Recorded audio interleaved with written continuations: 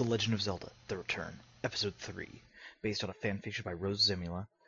Link, Zelda, and Dark Link are copyright Nintendo. Have you ever wished for anything? Over the years, I've wished for a lot of things. I wished I was mean enough to smash in Mido's face. I wish I had a fairy. I wished I was a Kokiri, but I'm not. I won't. And I never will be. I wished once that Mallow would notice me. Okay, yeah, that wish came true. I've also wished that Sheik would be straight for me for once. That one hasn't really happened yet, but I still cling to the hope that someday he'll fall off his high horse and hit his head really hard on something. Then maybe he'll come around. And then there's the biggest wish ever. I wished, many, many times over the years, that I knew who I was and where I came from. What I'm supposed to be doing with my life. I never even come close to having that wish come true. Not once in my entire life. Well, until now. For some reason, as I'm running for dear life through the deserted streets and alleyways of Hyrule's castle town, dragging a beautiful princess in a torn and tattered nightgown behind me, and being chased by demons and monsters and freaks right out of my nightmares, I feel more like myself than I ever have. It's like I can see the answers to all the questions I have about me and my past dangling right in front of my face. This feels so natural, so normal, so me. If there is anyone out there who understands this, please explain it to me, because right now I am sorely confused. I'm not anyone special. I'm just Link, the cocky, sarcastic, know-it-all kid from the archery shop. I'm not a hero of time! Yeah, that. Great. Just great. Psycho Me is back. My free hand, the one not holding the princesses, instinctively rockets over my shoulder to draw my sword and closes in on thin air. I don't have a sword. I've never had a sword. I had a really nice steak knife once, but I don't think that counts in this case, and besides, I definitely never wore it over my shoulder. That doesn't explain why I was so absolutely certain there was a sword hanging over my shoulder. Okay, there's something seriously wrong with me tonight, and I'm starting to get a little creeped out. An arrow zips past us, grazing my shoulder. I swear, Zelda gasps. Blood starts to ooze down my arm. Ow, ow, ow, ow, ow, ow, ow! We've got to find somewhere to hide! She shouts at me. I just managed to keep myself from making a sarcastic comment about her grip on the obvious. She's a princess after all, and Bruiser did tell me to mind my manners. I cast a quick glance over my shoulder. I can't see Psycho Me anywhere, but what I do see isn't much better. She's right. We do have to hide. The question is where? There's an army of moblins invading the palace. Can't go there. There's an army of moblins chasing us through the streets. Definitely can't turn back. I've already seen one man die tonight. I don't want to see anything like that again. Maybe we should head for Hyrule Field. Get the stupid ugly things out of the city. Another arrow zipped past my ear. They're getting closer. Maybe I should just throw the princess at them and scream something like, "Eat her, not me!" and run back to Bruiser's. Bruiser's! Sweet merciful Dan, how stupid can I be? Bruiser will know what to do. But first I gotta get rid of the goon squad tailing us. I shove my hand into my pouch and fish around as we run. Finally I find them. Dooku nuts. Perfect. I grab 4 of the little nuts and skid to a stop, whirling around. Link, what? Run! I tell her, hurling the nuts at the ground in front of the moblins. They flash brilliantly when they strike, blinding anyone, mostly moblins, who looks at them. I, however, have already changed course and hauled Zelda into a very dark alleyway. I push her against the wall and press myself over her. Her nightgown's too light. They'll see it. My clothes are darker. And to think, people made fun of me for wearing green all the time. It just might save my life tonight. The moblins mull around in confusion for a moment after the light had gone away, shouting things at each other in their horrible, guttural language. Then, as one, they surge forward again, racing down the streets in an attempt to find us. Zelda and I stand perfectly still, not daring to breathe until we're sure the moblins are gone. It takes me a full moment to realize the suggestive position the princess and I are in.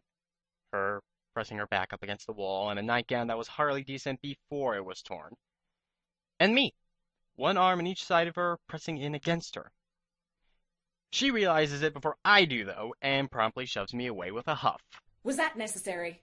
She demands stunningly, her face scarlet as she attempts to push her nightgown back up over her shoulder. I raise an eyebrow at her. Of course not, I say, wincing at my own tone. I could have let them see you and shoot you and kill you.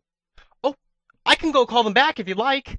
Is it just me, or is it getting brighter? It's not even morning time yet. She crosses her arms and glares at me. You haven't changed a bit. She says angrily, then covers her mouth in horror, as though she shouldn't have said that.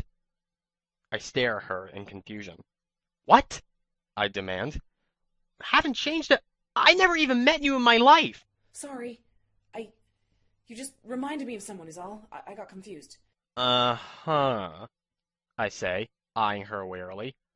I briefly wonder if all princesses are like this one. Stark raving mad. Well, unless you have a better idea, I'm going to get you to wait here. Then I'm going to get Bruiser, and he and I are going to get you out of here and away from these moblins, or whatever they are. Do you have any family? Or anything somewhere else? Where are you going to be safe? She's looking at me now with this sad expression on her face. What? Link, I'm not the one who's in danger. The growing light illuminates her eyes. Where is that light coming from? I can still see the moon just above her head. Never mind.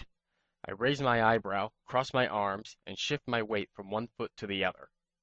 Uh-huh, I say again. She frowns at me. I'm serious. The moblins aren't here for me. I was just a bonus. Then who are they here for? Why else would an army of evil monsters be in Hyrule Castle Town if not to kidnap you, the princess? She looks like she wants to explain, but she doesn't know how. Okay, look, it doesn't matter right now. We'll figure this out once I get Bruiser. Link, I don't think going after Bruiser is a good idea right now. Look, there's a rather large amount of monsters running amok the city right now. I've got to warn Bruiser if nothing else.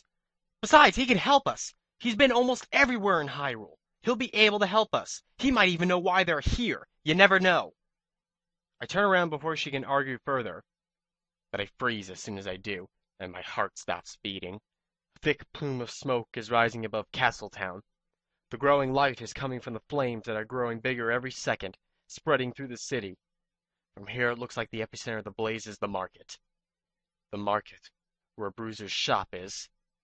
I suddenly feel very, very weak. Pharaoh, I swear softly, steadying myself with a hand on the wall. Bruiser, the archery shop. I lurch forward. To do what? I don't know. I probably won't even make it to the market. The flames will keep me back. But I've got to try. I've got to. Link, no! Zelda cries, grabbing onto my arm and pulling me back. I turn around to face her, and in her eyes I can see it. She knows. She knows what's going on, and she's going to tell me. My face hardens. I rip my arm out of her grip and whirl on her. She shrinks back. What's happening? What's going on? Why are they doing this? Who are they after? I cry furiously, advancing on her. Link, please, you don't... I pin her against the wall. Not roughly, but not gently either. Inside my mind, that tiny little voice that tells me when I'm being stupid is flipping out right now. You do not pin the Princess of Hyrule up against the wall and threaten her. Unfortunately for her, I have this awful habit of ignoring that little voice. Tell me. I know you know. Who are they after? Why are they doing this? She looks into my eyes, as tears begin to glisten in those sapphire eyes of hers. She turns her head suddenly, closing those eyes. They're after you. They want you dead, Link. That doesn't make any sense! I cry, turning away from her furiously. Well, it doesn't make any sense, but somehow I know she's right. And that makes me even more mad. I don't believe you! I'm going after Bruiser! Link, please! Bruiser's dead. He has to be. There's no way the Moblins would let him live once they found out you weren't with him. I turn on her suddenly, her words sharper than any arrow. They knew I was with him? That's why they're burning down Castletown. Because of me? Because they can't find me? She knows what I'm thinking. She can see it in my eyes, and she rushes toward me, intent on stopping me. But before she can get to me, I rip an arrow out of my quiver and knock it into my bow. She stops just before she runs into it. The tip of it is pointed at her pretty little forehead. Her eyes widen and she freezes. So what you're telling me, I say slowly as Castletown burns behind me, is that they forget me. They'll go away and leave everyone alone. Link, please! I know that's what it sounds like, but that's not it at all. If you give yourself up to them, terrible things will happen. They won't stop. It will only get worse. If they catch you, this will happen to everyone, everywhere. Nowhere will be safe. Link, please, you can't give yourself up to them. Look, I know you don't understand this. I know you don't know what's happening, but you have to trust me. Trust you? I cry. Trust you? Why in Din's name should I trust you? My day was going great until I met you. I should be blaming you. She says nothing, but continues to stare pleadingly into my eyes. Link, please. She reaches out slowly and touches my hand. Ganondorf is no longer. He killed himself. Brought his own castle down on top of him with the last of his strength in an attempt to destroy Zelda and I. Hatred will do funny things to people. I never thought it would turn him into this, though. Ganondorf is no longer all right. He's Ganon now. And he's kicking my ass. Ganon raises his huge club to the sky and screams, an inhuman sound that makes my head feel like it's going to split in two. The club comes swinging back down with a speed that matches his size. I don't even have time to think before it crashes into me, catching me in my chest, picking me up off my feet, and throwing me across the ruins and into the solid wall of fire. I scream as I strike the wall and bounce off of it. The Master Sword goes flying over the barrier and embeds itself at the ground beside Zelda's feet. Link! She screams. Clutched in her hands, Navi stares at me helplessly, her tiny wings crushed. She's too weak to shout my name, too weak to fight with me. And I know she wants to. Poor Navi. Link, get up! How is it possible I'm still alive? Goddess, I never felt pain like this. I cough weakly, not surprised in the slightest by the blood that comes out of my mouth when I do so. Get up, Link, please! Please. She whispers, tears streaming down her face. I look at her eyes. I'm always looking at her eyes. They're so pretty. They remind me of the Ocarina. They remind me of Kokiri's Forest, of Zora's River, of Goron City, Saria, Rudo, Darunia, Impa, Naburu, even Raru. I like their eyes too. Wonder why. They've all got something in common. I can see it in all their eyes. Now what could it be? Link, please! I blink twice, coming back to the real world. Towering over me is Ganon, ugly pig face turned up into a nasty grin. Link! Zelda screams again as Ganon leans down and wraps his hand around me. He picks me up as though I'm nothing more than a toy. It must be a pretty pathetic sight. Blood covered and broken, one arm hanging limply over his fingers, the rest of me engulfed in his huge hand, and the only weapon I've got left is the Dooku nut that has somehow made its way into my hand. Yeah, some hero of time, right? I stumble backwards, dropping the bow and arrow and clutching my head tightly as the images and sensations assault me. Ganon lifts me up in front of his face, and I suddenly find myself staring into his ugly pig eyes. They're so small, not like the rest of him, small and black. I don't like his eyes. I never did, even when he was Ganondorf. Even when his eyes were burning embers instead of the ugly little black pig eyes. Whatever it is I see in the other's eyes, I don't see it in his. I don't see anything in those eyes. There's nothing, not even a reflection. And then it hits me. I understand now. When I look into the eyes of the sages, into Zelda's eyes, I can see myself. I can see who I am, who I'm supposed to be. That's what's missing in Ganon's eyes. I can't see me. Ganon screams, but I can't hear him. I hear the ocarina. The most beautiful ocarina music. It's not the Song of Time, or Zelda's Lullaby, or even any of the other songs I've picked up since this whole thing started. It's my song, Link's song, and suddenly I don't need to see myself in his eyes, because suddenly I am myself. I cry out and fall to my knees, squeezing my eyes shut tightly. I don't understand. What is this? I suddenly feel myself being lurched forward as Ganon opens his mouth. Stupid little pig thinks he's gonna eat me. That's hilarious. I straighten suddenly with renewed strength and hurl my last tiny Dooku nut at him with everything I've got. My aim is perfect. The nut strikes one of his ugly little pig eyes and explodes with typical ferocity. Ganon screams again and drops me as he clutches his eye and stumbles backwards, tripping over a rock and falling over. The fire barrier suddenly dissipates as Ganon loses concentration. Wasting no time, I pick myself and race over to the Master Sword. I pull it out of the ground and hold it up. It feels good, like an old friend. I look at its blade and see my reflection staring back at me, smiling through a blood-covered face. Definitely an old friend. Ganon screams behind me and I whirl around. He's managed to get up on his knees. One of his ugly eyes is swollen shut. Blood is running from it. Wow, that looks painful. I'll hold him. You finish it off. She wraps her hand around mine and lifts the sword with me. Use this sword. Like I'd use anything else. I remain on my knees, with my eyes closed for a long time after the vision has stopped. It doesn't even register at first that Zelda's wrapped her arms around me and is whispering. It's all right, Link. Shh. Over and over. Goddess, I can't stop trembling. What's wrong with me? Why do I keep seeing these things? Why are these monsters after me? What am I supposed to do? Where am I supposed to go? Bruiser's shop is ashes by now. Bruiser might be dead. Where else can I go? Where else will we be safe? At times like these, other people turn to their goddess. Din, Pharaoh, Nehru, whichever one they happen to worship. My eyes snap open suddenly. I don't have a goddess to worship. But I do have a temple.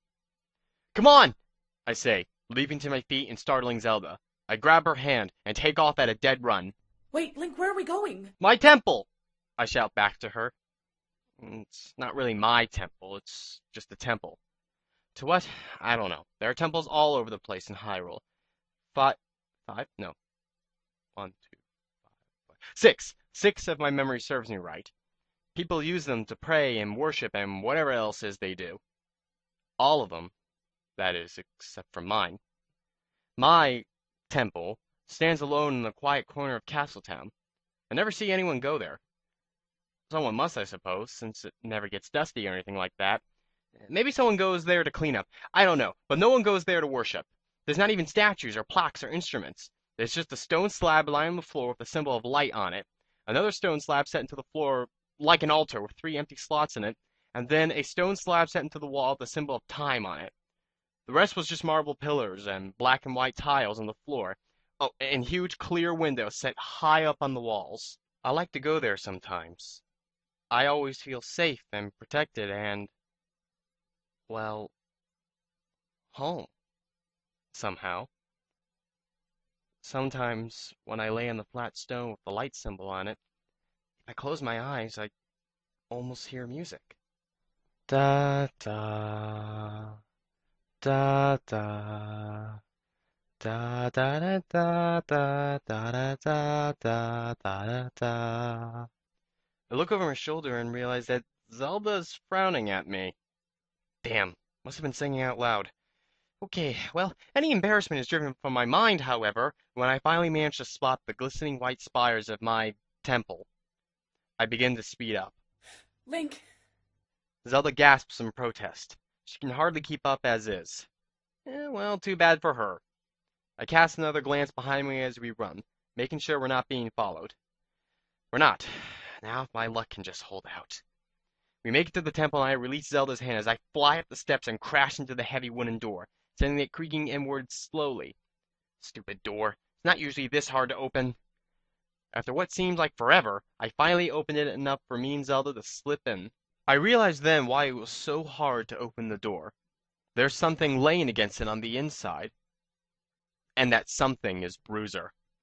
Bruiser! I cry, shoving the door shut and dropping to my knees beside him. Oh no. Oh no, no, no, no, no, no. Oh, Jen, come on. Bruiser, come on, say something!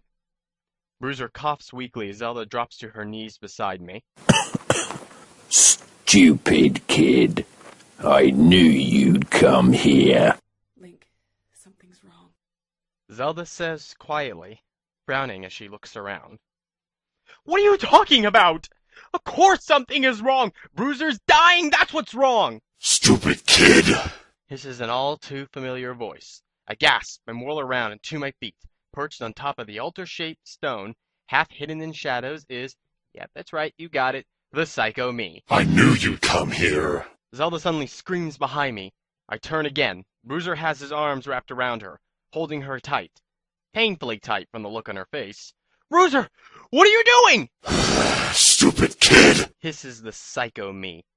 Bruiser suddenly begins to decompose, falling apart as I watch in horror until nothing is left of him but a Stalfos. A hideous, ugly Stalfos. And it has Zelda. Hero of time. The Psycho Me whispers. It jumps down off the altar and walks toward me. I find myself sweating profusely and backing up. What do you want? I demand, taking stock of my weapons as it advances. Why are you doing this to me? Not good. All I've got are my arrows and my hookshot and a pouch full of random items. Even Zelda's magic arrows aren't much good without a bow. That thing is still advancing on me. What do you want? I repeat. My back suddenly strikes the wood of the door. I could make a run for it now. Maybe if I'm fast enough. But out of the corner of my eye, I can see Zelda struggling furiously against the Stalfos. I can't just leave her here. Your blood. Your blood. I know! I shout at it. It actually pauses for a minute, startled. I know! I get the hint! My blood will open the seal, yada yada yada! It turns its head to the side and stares at me in puzzlement. Even Zelda and the Stalfos have stopped moving and are blinking at me. You know, this moment would be comical if it weren't for the fact now I'm probably gonna die. Psycho Me holds his hand out and makes a gesture, and I am suddenly flying through the air towards the large stone set in the wall. I can see it coming. I can picture in my head what's going to happen when I hit it. At this speed, I'm going to go two-dimensional. That's what. I close my eyes and brace myself for the impact and sail right through the door. Oh, not good! Ha! I open my eyes just in time to see the floor rush up to meet me. I slam into it and skid for a long way. I went through it. I went through the door. How did Nero's name did I know that was a door? I push myself to my feet and look around, immediately struck by the same deja vu that has been haunting me all day. I've been here before. It's impossible, but I've been here before. I'm in an octagon-shaped room, in the middle of which is a set of steps that leads up to... The instant my eyes fall on that sword, all other thoughts are pushed from my head. That sword. I know that sword. I walk up the steps to the pedestal in which the sword is embedded in. That's the Master Sword. I wrap my hand around the hilt. It feels good. Like an old friend. This is my sword. I move to pull the sword out of the pedestal, but I catch a glimpse of movement in its blade, and I whirl around as the Psycho Me comes out of nowhere with his black blade and slides it through my gut. He whispers as I fall slowly to the ground, still clutching the blade with all of my strength.